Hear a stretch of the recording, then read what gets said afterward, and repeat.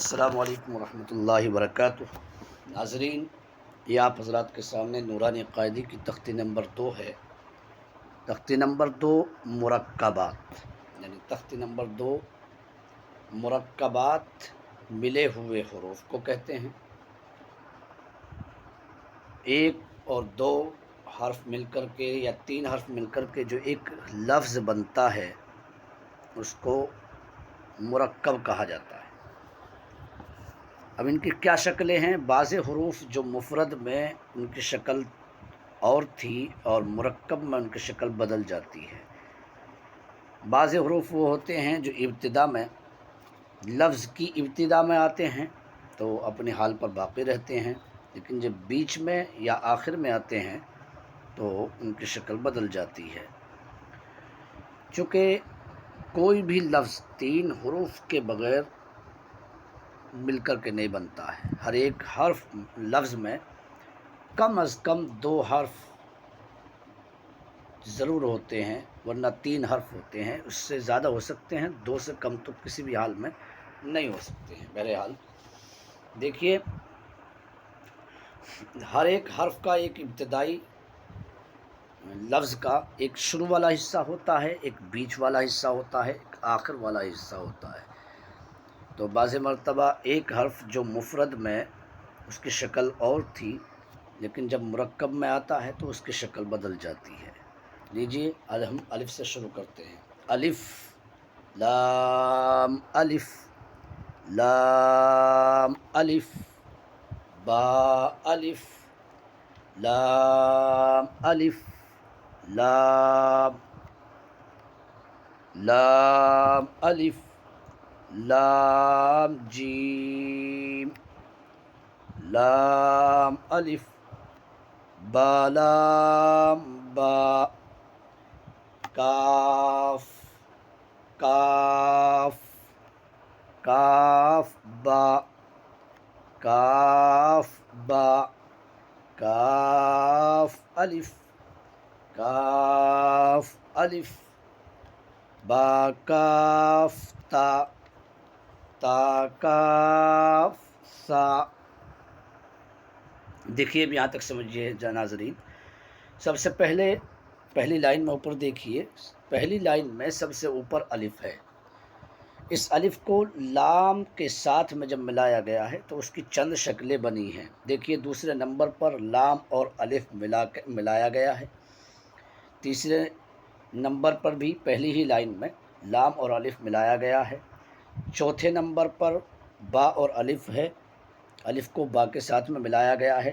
یہاں پر جب الف 5 حرف کے ساتھ میں آتا ہے، با ہو، تا ہو، سا ہو، نون یا ہو، ان 5 حرفوں کے ساتھ با، تا، سا، نون، یا، ان 5 حرفوں کے ساتھ میں جب الف آتا ہے، یہ پہلے ہوں اور الف بعد میں ہوں تو الف کی شکل ایسی ہوتی ہے۔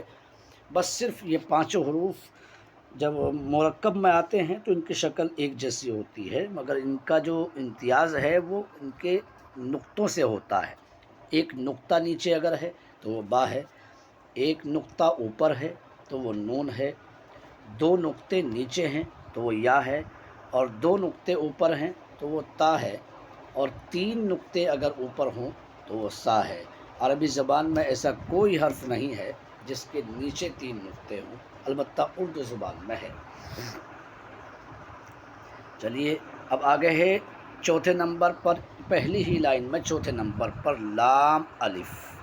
دیکھیے یہاں ایک لام الف آپ کو پہلی ہی لائن میں دوسرے نمبر پر نظر آ رہا ہے، تیسرے خانے میں نظر آ رہا ہے، پھر پہلی ہی لائن میں 5ویں خانے میں نظر آ رہا ہے۔ ان تینوں کی شکلیں الگ الگ ہیں، اگرچہ یہ تینوں لام الف ہیں۔ دوسری لائن میں پہلے نمبر پر لام اور الف نظر آ رہا ہے، پھر دوسری ہی لائن میں تیسرے خانے میں لام اور الف یہ بھی نظر آ رہا ہے۔ یہ 5 طرح سے لام اور الف کو انہوں نے دیا ہے اور بتایا ہے کہ لام الف ایسا بھی ہوتا ہے، ایسا بھی ہوتا ہے، ایسا بھی ہوتا ہے۔ آگے بھول نہ جانا، قرآن کریم میں جب لام الف آئے گا تو اس طرح سے بھی آ سکتا ہے، اس طرح سے بھی آ سکتا ہے، اس طرح سے بھی آ سکتا ہے۔ اب آگے چلیے لام۔ لام کو پہلے الف کے ساتھ میں جوائن کیا گیا، اس کے بعد اب دیکھیے یہ جو پہلا ہے، یہ جو پہلا ہے دوسری لائن میں پہلا لام الف ہے، اس میں اب لام کو دیا گیا ہے۔ بعض قاعدوں میں جو حرف مفرد لکھا ہوا ہوتا ہے اس کی شناخت جب کراتے ہیں تو اس کو تھوڑا گاڑھا لکھتے ہیں، اس میں اگرچہ نہیں ہے، بہرحال چلیے۔ لام اور جیم، لام جیم یا ہا یا خا کے ساتھ میں جب آتا ہے تو لام اوپر سے شروع ہوتا ہے، تو جو حرف اوپر سے شروع ہوتا ہے وہ پہلے ہوتا ہے، یا تو وہ پہلے ہوگا تو پہلے پڑھا جائے گا، جو حرف پہلے ہوگا وہ پہلے پڑھا جائے گا، اس کے بعد والا حرف اس کے بعد پڑھا جائے گا۔ اسی طریقے سے ترتیب الٹی بھی ہے، اوپر سے بھی ہے، پہلے جو حرف ہوگا اسے اوپر لکھیں گے، اس کے نیچے دوسرا، اس کے آگے والا حرف لکھیں گے۔ جیسے لام اور جیم، تو لام چونکہ پہلے ہے، جیم بعد میں ہے۔ اگر جیم کے ساتھ میں لام ہو، اگر لام پہلے ہوگا تو لام پہلے لکھا جائے گا اوپر سے، جیسے کہ دوسری لائن میں آپ کو دوسرے ہی خانے میں نظر آ رہا ہے۔ لام اور جیم، اگر اس کے برعکس ہو، اس کے الٹا ہو کہ جیم پہلے ہو اور لام بعد میں ہو، تو لام وہاں چونکہ آخر میں آئے گا، اور لام کی خصوصیت یہ ہے کہ جب لام آخر میں آتا ہے تو وہ پورا لکھا جاتا ہے، وہ مفرد کی طرح آتا ہے، جیسے کہ پہلی لائن میں آپ کو چھٹے نمبر کے خانے میں نظر آ رہا ہے۔ آگے چلیے، لام الف یہاں بھی دیا گیا ہے، دیکھیے اس کا بات، اس کے بیان پیچھے گزر گیا۔ با لام با، اس ایک لفظ میں 3 حرفوں کو جمع کیا گیا ہے۔ دیکھیے بیچ میں لام ہے، شروع اور آخر میں با دیا گیا ہے۔ یہاں بتانا کیا چاہتے ہیں، یہاں 2 چیزیں ہمیں سمجھنی۔ ایک تو لام جب شروع میں آتا ہے تو اس کی شکل جیسے جیم تھی، جیم کے ساتھ میں تھی، ویسی ہوتی ہے۔ جیم ہا خا کے ساتھ میں جب آتا ہے، یا لام بیچ میں آئے تو اس کی شکل ایسی لامبی سی ہوتی ہے، لیکن جب آخر میں لام آتا ہے تو وہ پورا لکھا جاتا ہے جیسا کہ مفرد میں لکھا ہوا ہوتا ہے۔ اب یہاں پر آپ کو شروع میں لام بیچ میں ہے، لام کے شروع میں اور آخر میں با اور با دونوں دیے گئے، با لام با۔ یہاں پر با تا سا نون یا، شروع میں ان 5 حرفوں میں سے کوئی اگر آتا ہے تو ایسے ہی شوشہ بنا ہوا رہے گا، بس نقطہ اگر با ہے تو جیسے نیچے نقطہ ہے تو وہ ایسا رہے گا، اوپر آ گیا ایک نقطہ تو یہ نون بن جائے گا، نیچے 2 نقطے ہو گئے تو یا بن جائے گا، اوپر 2 نقطے ہو گئے تو تا بن جائے گا، اسی طرح سے اوپر 3 نقطے ہو گئے تو سا بن جائے گا۔ آخر میں با تا سا، با تا سا اگر ہوگا تو لام کے بعد میں چونکہ با لکھا ہوا ہے تو ایک نقطہ نیچے ہے اس لیے با ہے، اسی پر ایک نقطہ ختم کر کے نیچے سے اوپر 2 نقطے لگا دیں تو یہ تا ہو جائے گا، پھر ہو جائے گا با لام تا۔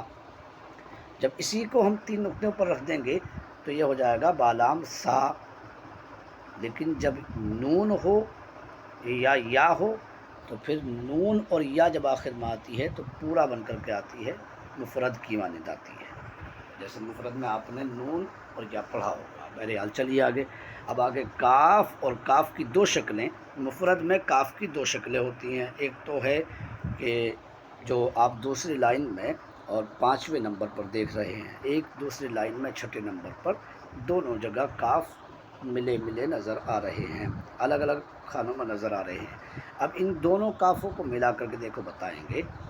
تیسری لائن میں آئیے، آپ کو جو میں نے نقشہ دیا ہے اس میں اوپر والی لائن میں کاف با، کاف با، کاف با، دیکھیے پہلے کاف کے اوپر ایک لمبا سا جیسے زبر ہوتا ہے ویسے ہی ایک ڈنڈا ہے لمبا سا، کاف اور با۔